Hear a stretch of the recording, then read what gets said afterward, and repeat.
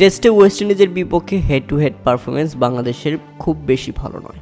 তবে এবার West Indies সফরে প্রথমে টসে জিতে ব্যাটিং করার সিদ্ধান্ত নেয় অধিনায়ক মেহেদী হাসান মিরাজ। আপনারা যদি দেখেন 20 টেস্টের মধ্যে 14টি জিতে নিয়েছে ওয়েস্ট ইন্ডিজ, বাংলাদেশ কেবল জিততে পেরেছে 4টি, আর 2টি ম্যাচ ড্র হয়েছিল।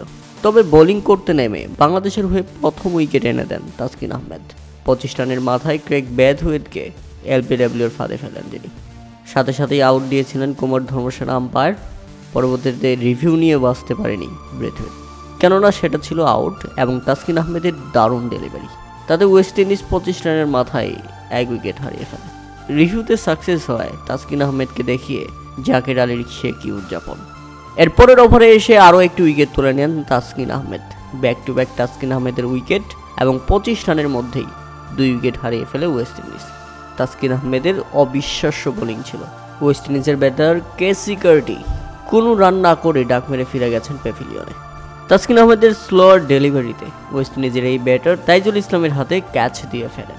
এরপর আমাদের দেশসেরা কোচ মোহাম্মদ সালাউদ্দিনকে টিভি স্ক্রিনে দেখানো হচ্ছিল, যেখানে তিনি ব্যাটার সাদমান ইসলামকে টিপস দিচ্ছিলেন এবং তাসকিন আহমেদের বোলিংয়ের ব্যাপক প্রশংসা করছিলেন তিনি।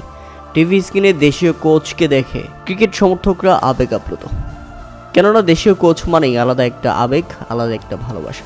আশা করছি মোহাম্মদ সালাউদ্দিন বাংলাদেশ দলকে অনেক দূর এগিয়ে নিয়ে যাবে।